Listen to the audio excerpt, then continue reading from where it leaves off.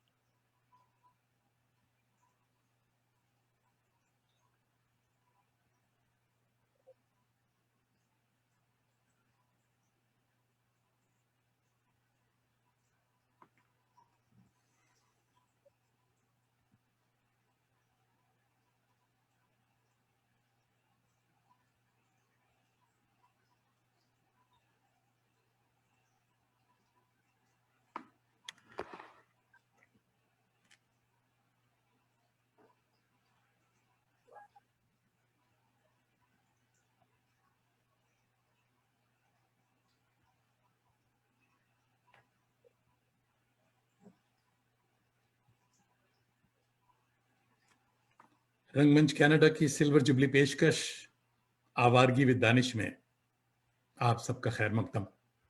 सारी दुनिया में आबाद मेरे करम फरमाओ दोस्तों, अजीजों, शागिर्दों और फैंस को जावेद दानिश का कनेडियन आदाब। मेरी जबीन अकीदत सलाम कहती।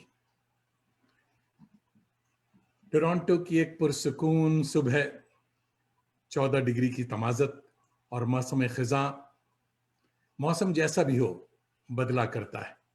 हमारे पड़ोस में अमेरिका का मौसम खुशगवार होकर बदल चुका है। नफरत और मोहब्बत के कशमकश वाले शबाना रूज़ में हौसला रखिए, जीत आखिरकार मोहब्बत की हुआ करती है। मुस्कुराइए कि घंटा भर के लिए सही आप जावेद दानिश के साथ होंगे। सियासत की कसाफतों और दिल की कदूरतों को बदलने में फ़नून लतीफ़ा, खुसूसन शायरी का और फिक्शन का अहम रोल हुआ करता है। आज आपकी मुलाकात एक ऐसे कलमकार से होगी, बल्कि फ़नकार से होगी, जो न सिर्फ माहिर लिसानियात हैं, बल्कि फिक्शन के नब्बाज और शायरी के इंदमाल का अहसन इस्तेमाल जानते हैं। दर्जन से ऊपर किताबों के मुसन्निफ, जामा मिल्लिया के साबिक प्रोफेसर डॉक्टर गजनफर अली को अदबी दुनिया सिर्फ गजनफर के नाम से जानती है। आइए जिगर गजनफर भाई को इस्तकबाल करते हैं। Welcome to Awaargi with Danish. हुजूर वाला आदाब। शुक्रिया, आदाब। कैसे हैं गजनफर भाई? अल्लाह का शुक्र है, अच्छा हूँ। तो बात शुरू करने से पहले साहब एक फॉर्मूला सा सवाल होता है हमारा सब मेहमानों से, क्योंकि हालात ऐसे हैं आजकल जी जी जी जी कि ये जी जो वबा किला बला, ये जो कोविड-19 है, ये आपके लिए जहमत है या रहमत?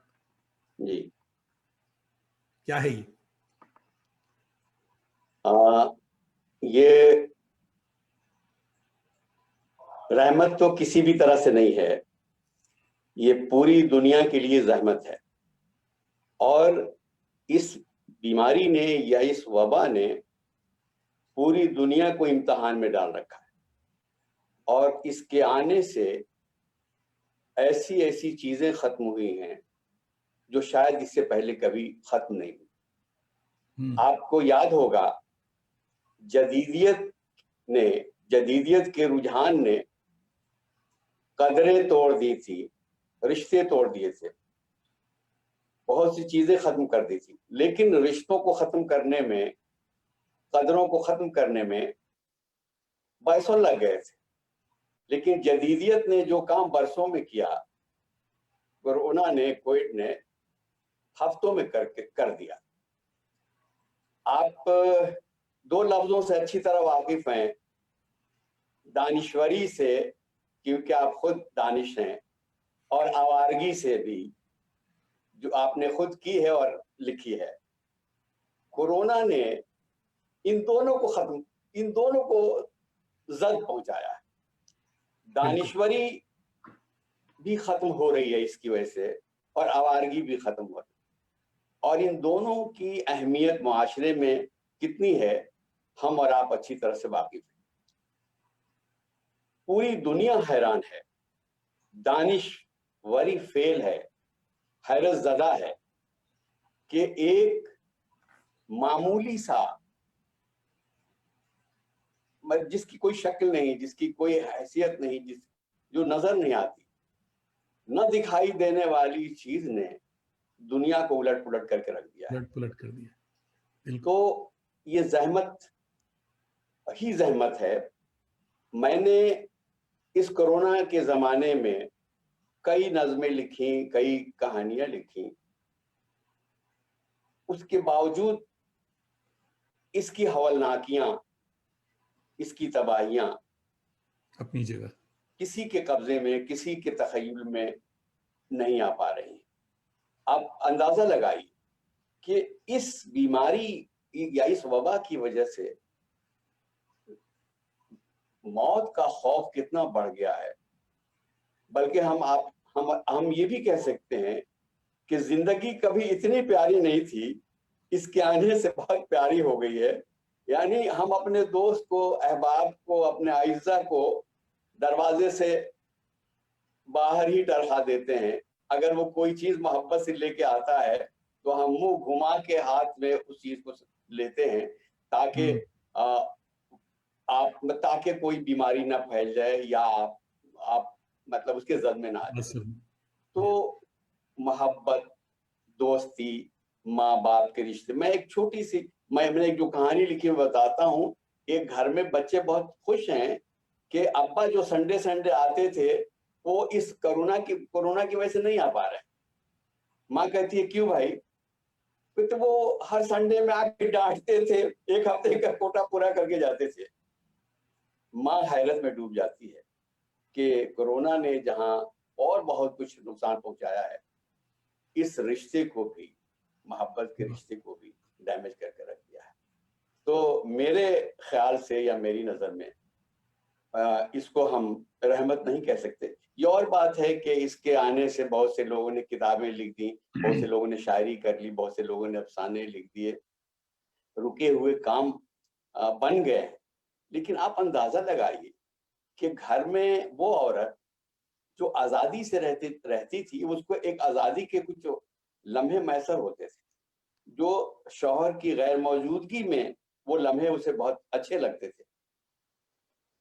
दूसरे की मौजूदगी से वो लम्हे डिस्टर्ब हो गए उसके, या खुद वो आदमी जो दफ्तर में एक खास तरह की जिंदगी गुजारता था, घर में आके मुख्तलिफ तरह की जिंदगी गुजारने पर मजबूर है। दफ्तर के मामलात रुके हुए हैं, यहाँ तक के इश्क व मोहब्बत के मामलात रुके हुए हैं, और आवारा गर्दों की आवारगी भी रुक गई है। तो इस कोरोना ने बहुत डैमेज किया है दानिश्वरी को भी और आवारगी को भी। तो हम बात आगे बढ़ाएंगे, मगर आपके चाहने वालों की, आवारगान की भीड़ लग चुकी है, तो उनके पैगामात, उनके सलाम भी आपको पहुंचाता चलूं। सबसे पहले हमारे सफदर इमाम कादरी साहब मौजूद हैं, आदाब कह रहे हैं। जी साहब, खुश आमदीद कह रहे हैं। हमारी एक बहुत अच्छी साथी और लिखारी सरहद पार यानी इस्लामाबाद से राबिया अल रब्बा मौजूद हैं। आदाब आदाब राबिया साहिबा, थैंक यू सो मच, आप तशरीफ लाएं। संगीता अहमद खन्ना हमारी बहुत अच्छी दोस्त हैं न्यूयॉर्क से, वो आ गई हैं, वो मौजूद हैं।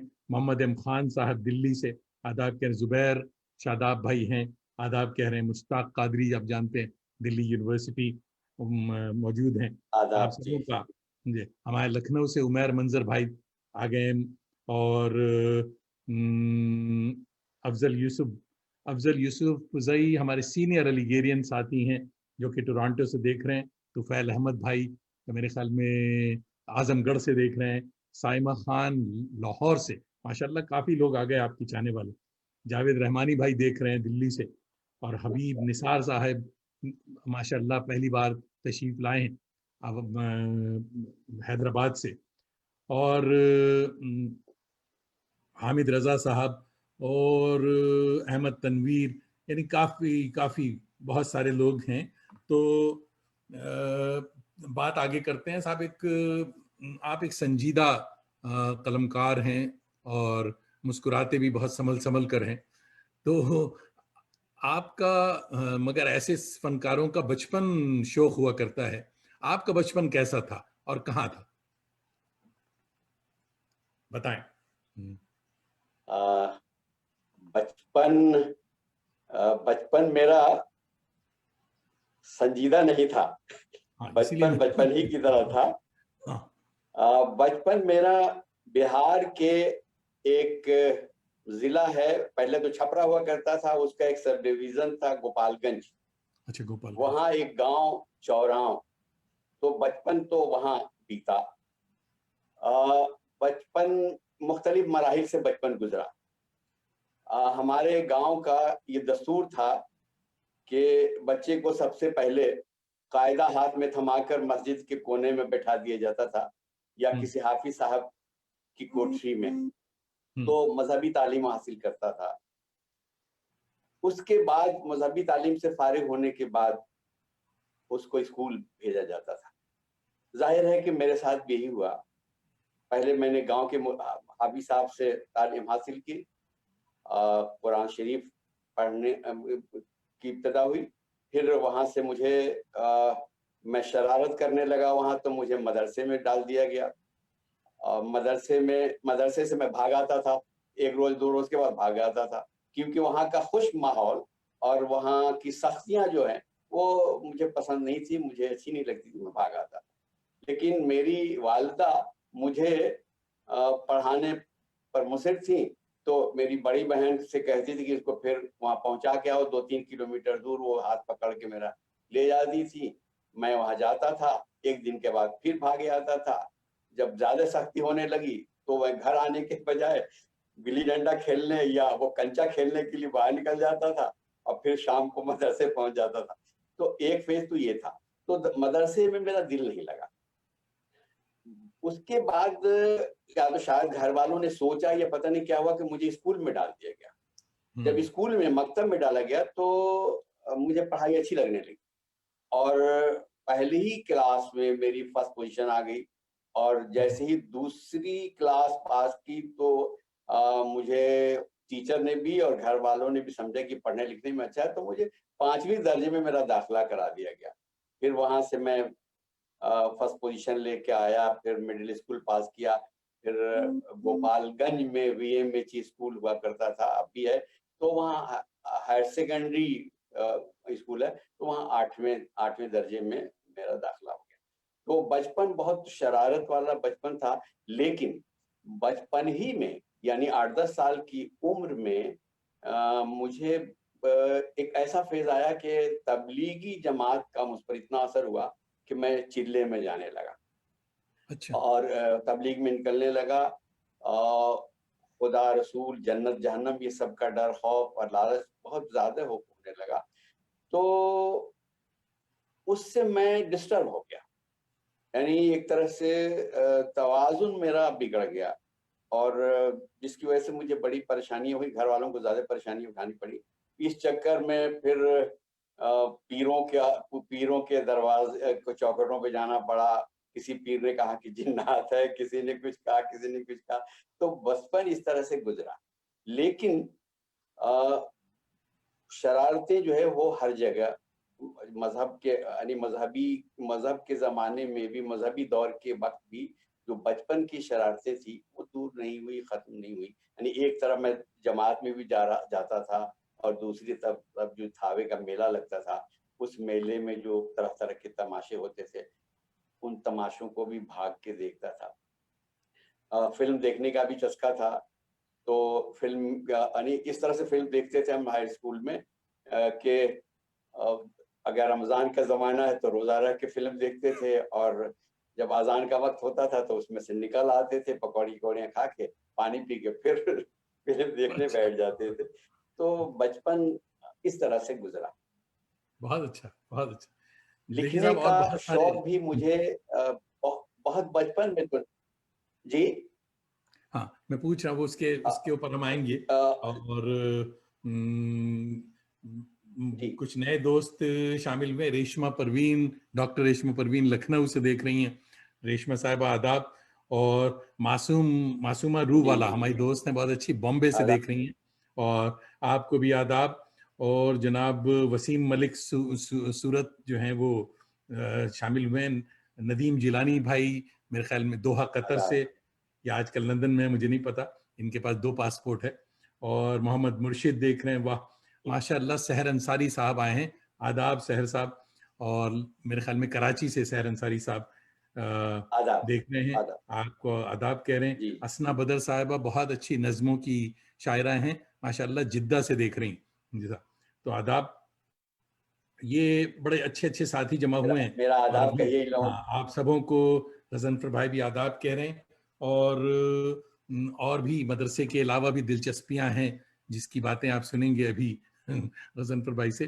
तो तालीमी सफर का कुछ बताएं कि पुख्ता रोशनाई से इश्क कब और कैसे हुआ। को। जी जी जी। आ, जिस जमाने में मैं डिस्टर्ब था, मेरा तवाजुन रख था, बिगड़ा हुआ था, उसी जमाने में हायर सेकेंडरी का एग्जाम होने वाला था। सबने कहा कि एग्जाम मत दीजिए, कुछ पढ़ा नहीं है, आप फेल हो जाएंगे। लेकिन मैं बजिद था कि मैं इम्तहान दूंगा, और इम्तहान मैंने दिया और अच्छे नंबरों से पास भी हुआ। उस दिन अंदाजा हुआ कि मेहनत से ज्यादा जहानत काम करती है, उसको यकीन हुआ। उसी कुछ पीर जमाने साहब की में दुआएं जब भी मैं होंगी हायर भाई। सेकेंडरी में था, यानी 11वीं क्लास में था जी, कुछ पीर साहब की दुआएं भी थी साथ, ये भी उसी बताइए। जमाने में जी जी जी। जी आगे। जी जी उसी जमाने में एक, जब मैं 11वीं क्लास में था तो वहाँ जो गोपालगंज कॉलेज था, उस कॉलेज ने जी। एक मुशायरा कराया।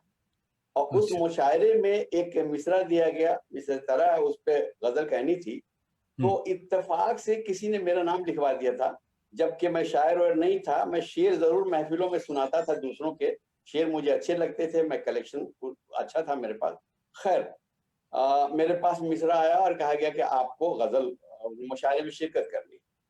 साहब, मैंने सोचा, गौर किया और कोशिश की, और कोशिश में कामयाब हो गया, एक गजल हो गई। वाह। मुहाफिज वतन के वतन बेचते हैं, ये मिसरा था।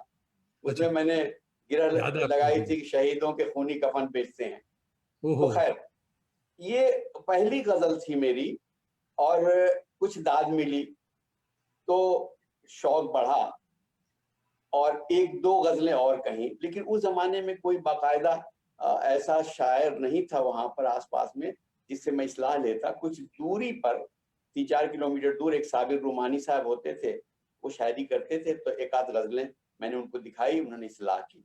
तो शायरी का सिलसिला यहाँ से शुरू हुआ। लेकिन नस्र में, उसी जमाने में मैंने एक किताब लिखी नस्र में, कोयले से हीरा।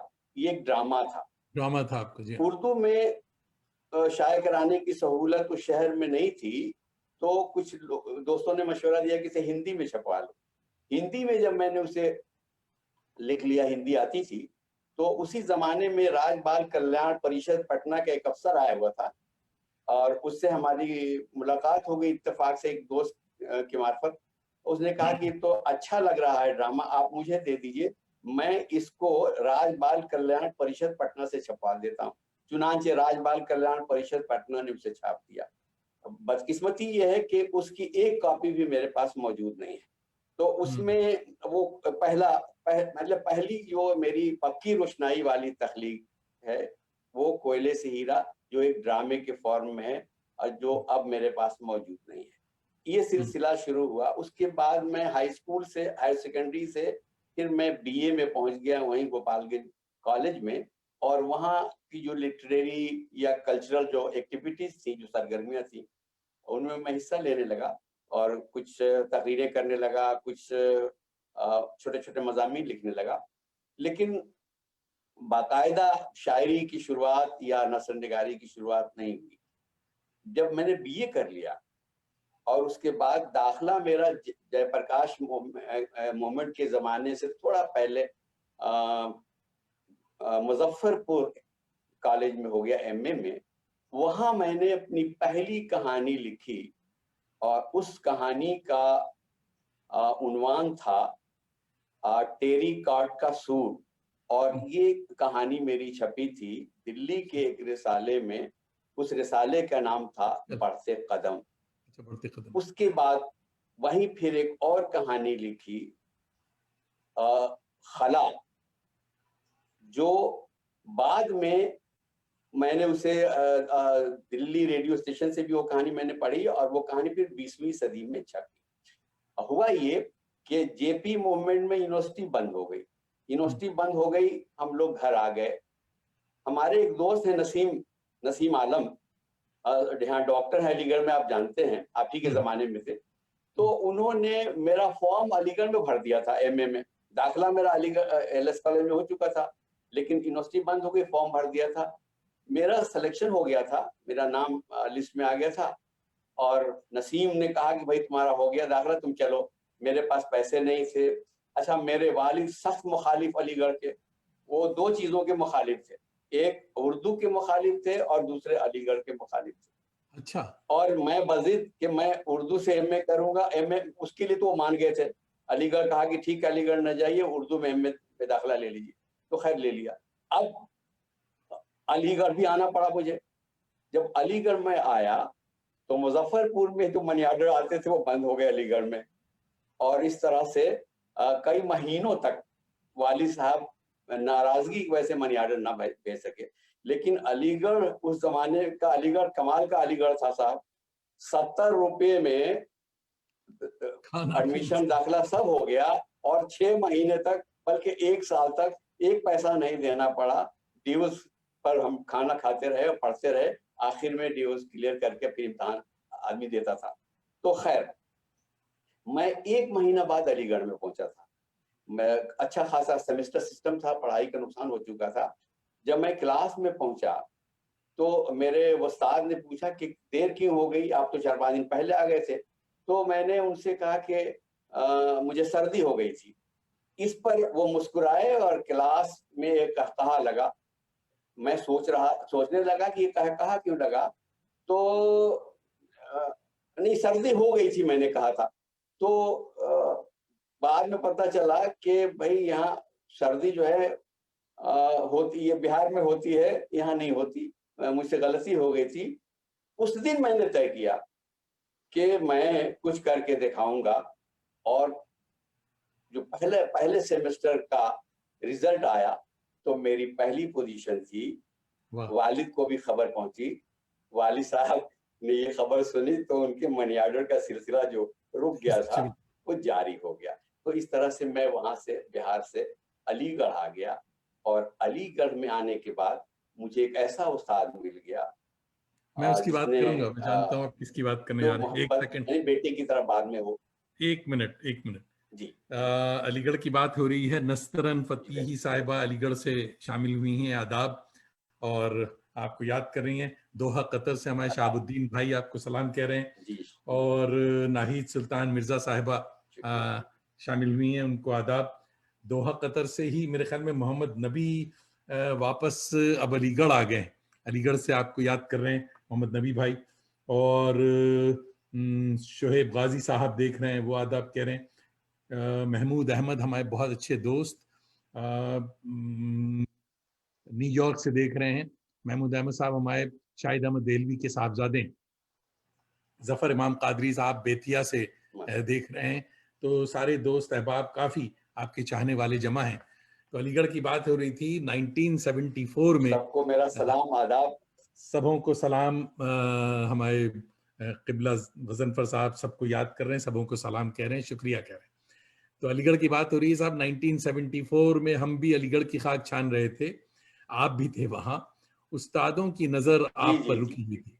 मुझे याद है कि उस्ताद जो थे, आप जिन उस्तादों की बात करें मैं उस पर आ रहा हूँ कि शहरियार साहब बहुत मेहरबान थे आप पे।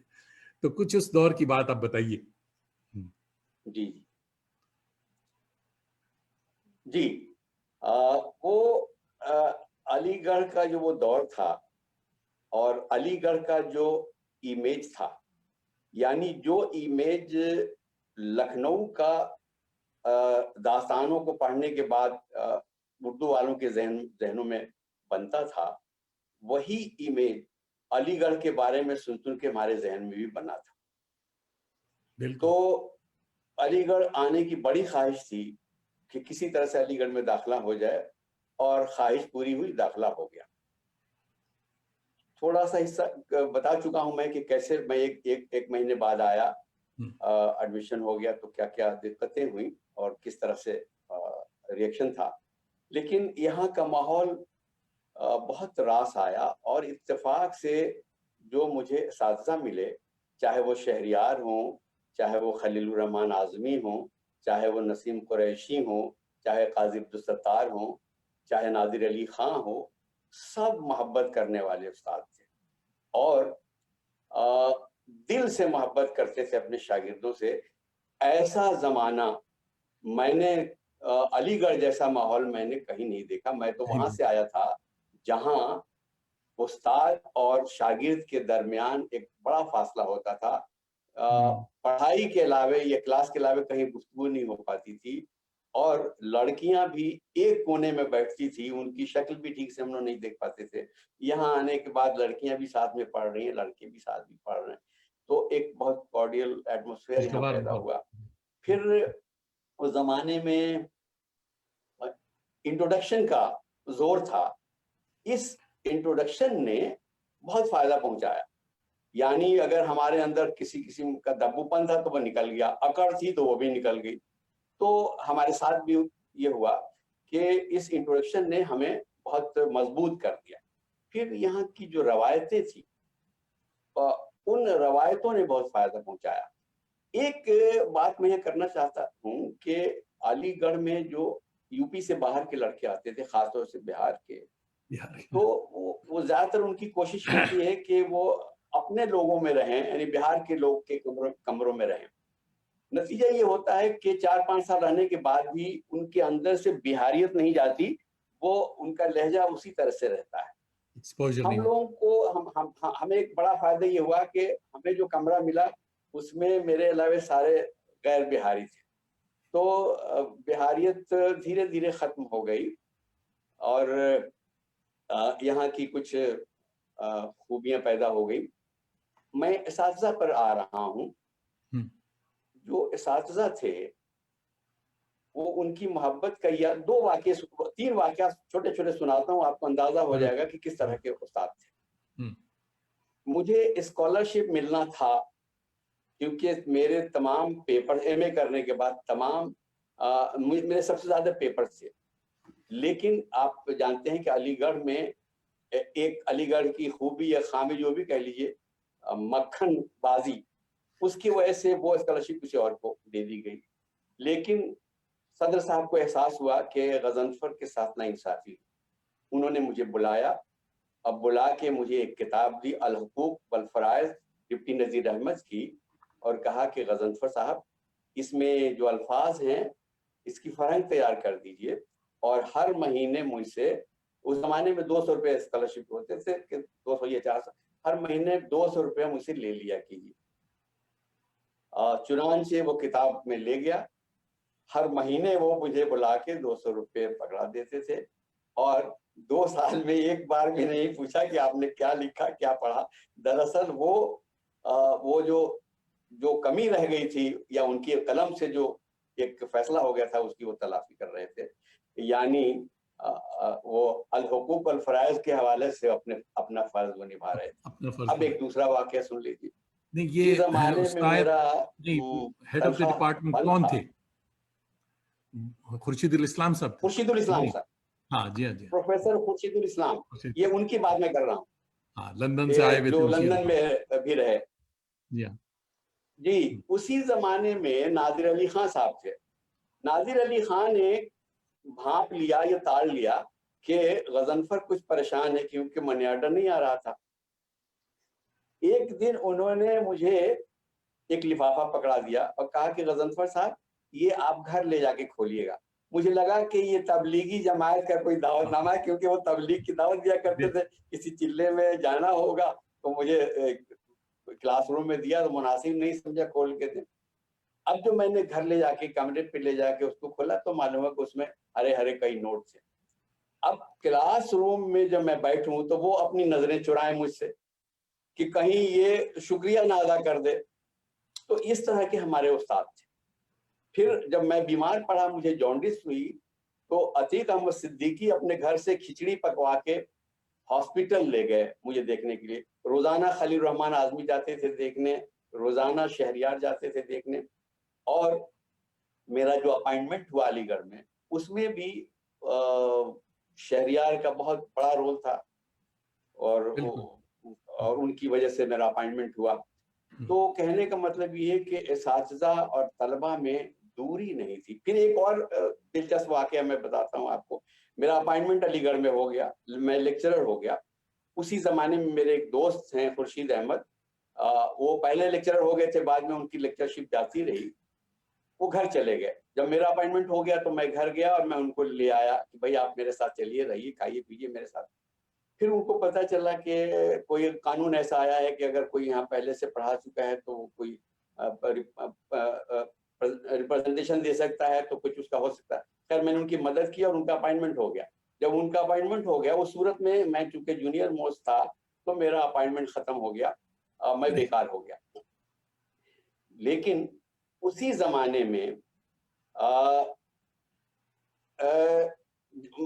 मेरी शादी हो गई, मेरी बीवी आ गई। तो उसी जमाने में जावेद हबीब, जो उस जमाने में आप जानते हैं प्रेसिडेंट के इलेक्शन लड़ रहे थे, तो जावेद हबीब ने कैप्टन इफ्तिखार से कहा कि भाई गजनफर की ये पोजीशन है, मतलब उनकी स्कॉलरशिप, इनकी सर्विस खत्म हो गई, तो इनकी मदद कीजिए। कैप्टन इफ्तिखार ने मुझे बुलवाया और कागज के एक टुकड़े पे ये लिख दिया, अल मदद। प्रिंसिपल को, जो पब्लिक स्कूल के प्रिंसिपल थे, ये उस जमाने में मैनेजर हुआ करते थे, और उस पर्ची को हलीम साहब ने देखा और कहा कि गजनफर कल से अपनी बीवी को भेज दो, उनका अपॉइंटमेंट हो गया।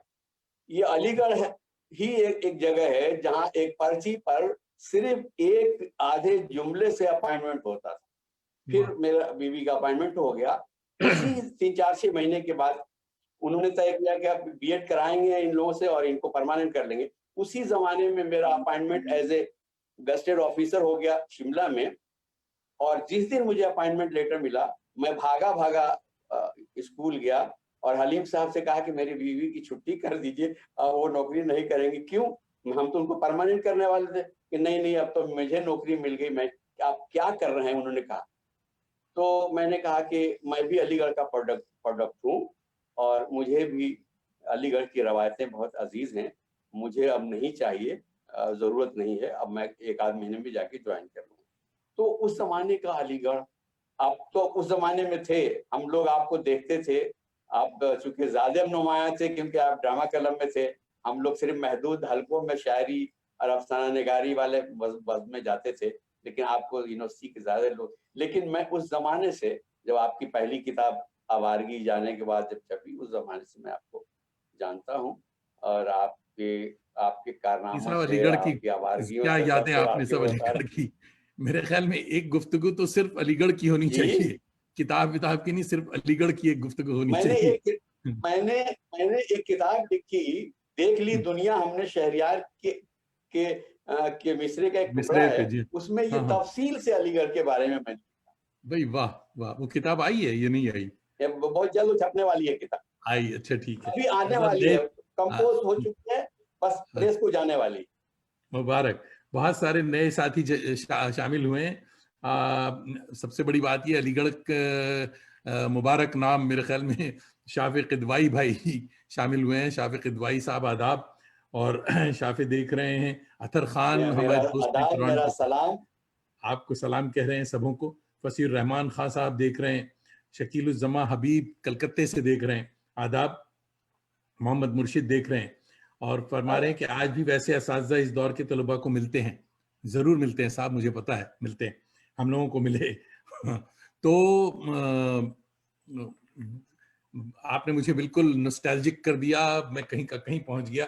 तो 70 की दहाई की बात हो रही है, उस जमाने में कौन से हम असर अफसाना निगार जी। थे?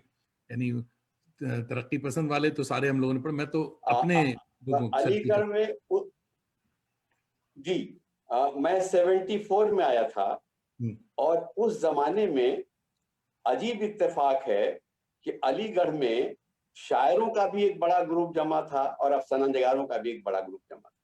और हमारे इसातिज़ा कहते थे, खलील रहमान आज़मी तक ने कहा, सरदार जाफरी तक ने कहा कि ऐसा ग्रुप अलीगढ़ में इससे पहले कभी नहीं आया। इतने हम्म, अच्छे अफसाना निगार, इतने अच्छे शायरों जिसमें इतने अच्छे शायर हैं, इतने अच्छे अफसाना निगार हैं।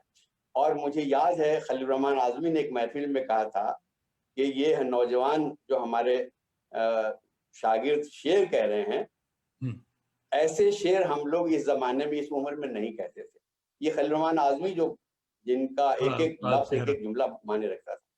तो इस तो वो जो 2 ग्रुप जिनका मैं ज़िक्र कर रहा हूँ या जो जिनके बारे में आप पूछ रहे हैं, अफसाने का ग्रुप था जिसमें सैयद मोहम्मद अशरफ, हालाँकि ये जूनियर थे लेकिन ये ज़्यादा लिख रहे थे, ज़्यादा मशहूर हो हाँ, रहे थे, इसलिए मशहूर इनका थे। नाम पहले आया मेरी ज़बान पे। तारिक छतारी, हम्म, पैगाम आफाकी, शारिक अदीब, ठीक है? सारे दोस्त जी। ये जो लोग 3-4 लोग ये अफसाना निगार थे। उस वक़्त तक हम अफसाना निगार की हैसियत से ज़्यादा मकबूल नहीं थे। शायरी। शायरों का जो ग्रुप था वो थोड़ा बड़ा था। उसमें फरहत एहसास, आशिफ्ता चंगेज़ी, खुर्शीद अहमद, नसीम आलम सिद्दीकी, गज़नफ़र, आपके ये परवेज़ जाफ़री जो चले गए, आपके भी दोस्त रहे होंगे, और महताब हैदर नकवी। और उसके बाद कुछ बाद में भी लोग आए, वो भी अच्छे काबिल ज़िक्र थे, जिसमें ओवैस सिद्दीकी थे, असद बदायूनी थे, शहपर रसूल भी आ गए थे बाद में। जी हाँ, तो एक बड़ा ग्रुप था और उसमें जावेद हबीब को भी काउंट कर लीजिए, क्योंकि नसरी नज़्में उन्होंने कहना शुरू कर दी थी। जी हाँ, उन्होंने कहानियाँ भी लिखी, बहुत लोगों को नहीं मालूम है कि जावेद हबीब हाँ, ने कहानियाँ भी लिखी। हाँ, तो वो भी हमारी महफिलों में बैठते थे और इस तरह से ये एक बड़ा ग्रुप था। और उस ज़माने में इन दोनों ग्रुप ने इन दोनों ग्रुप के जो एक तरह से सरपरस्त थे, वो सूरती साहब थे जो एजुकेशन डिपार्टमेंट में थे, और शमीम हनफी साहब जो उर्दू डिपार्टमेंट में थे। हाई वे थे, जी हम हाँ। सब ने मिलके एक बूम क्लब खोला था, धूम जिसमें क्लब, जी। सूरती साहब बूम फादर कहलाते थे और शमीम हनफी साहब बूम ब्रदर कहलाते थे। और जी ये बूम जो है रात भर जागते थे और दिन में सोते थे। इनका कहना था कि असल पढ़ाई तो रात में होती है, क्लास में तो हम सोते हैं, हम रात में पढ़ते हैं, बूम की तरह हम जागते हैं। और उस प्लेटफार्म से ग्रेट बुक क्लब हुआ करता था, जिसके कभी पैगाम सेक्रेटरी थे, अशरफ भी रहे उसमें, शारिक अदीब भी रहे। और उसी में उन्होंने फारूकी ने आग के दरिया पर एक मजमून लिखा खुर्शीदुल इस्लाम की सदारत में, और फारूकी ने जिन बुनियादों पर उसको कमजोर नाविल बताया था, उन्हीं बुनियादों पर खुर्शीदुल इस्लाम ने उसको बड़ा नाविल साबित किया। तो उस तरह से नोक झोंक होती थी। और वो जो बूम क्लब था, वो जबरदस्त क्लब था। जब शमीम हनफी जाने लगे, उनका अपॉइंटमेंट जामिया में हो गया, तो बूमों ने अपनी अपनी उंगलियां काट के अपने अपने खून से दस्तखत करके उनको सिपाहनामा पेश किया। उस बूम क्लब का भी मैंने अपने नावल जिक्र खुशू किया। में बहुत तफसील से जिक्र किया है। वाह। और वो एक पूरी दुनिया को बदलने चले थे बूम, और धीरे धीरे सब खुद भी बदल गए। कोई सियासत में फंस गया, कोई मर गया, कोई गल्फ में जाके पड़ गया, कोई कहीं चला गया, कोई कहीं चला गया। तो ये बड़ा ग्रुप था। और अजीब इत्तेफाक है, एक नाम मैं छूट गया। उस जमाने में अबुल कलाम कासमी भी उस ग्रुप में थे। तो वो पहले शायरी करते थे, अफसाने भी लिखी, लेकिन बाद में उन्होंने तनकीद में अपनी राह बनाई और तनकीद में वो कामयाब हुए। तो ये ग्रुप इतना फ़ाल था कि आगे चल के इस वक़्त उस ग्रुप के जो बड़े इस वक़्त राइटर्स हैं, चाहे वो फ़िक्शन राइटर्स हों, चाहे अशरफ हों, चाहे तारिक हों, चाहे इब्न कमल हो, चाहे पैगाम हो, चाहे गज़नफ़र हों, चाहे फ़रहत एहसास हों, चाहे आशिफ्ता चंगेजी हो, मेहताब हसन नकवी हो, शैफर रसूल हो, ये सब उसी ग्रुप से निकले हुए लोग हैं। और आज सारी दुनिया में इनका एक तरह से कह लीजिए कि डंका बज रहा है अदब में, और इनके अलावे और कोई बड़ा नाम तो नजर आता नहीं। तो ये अलीगढ़ की देन है।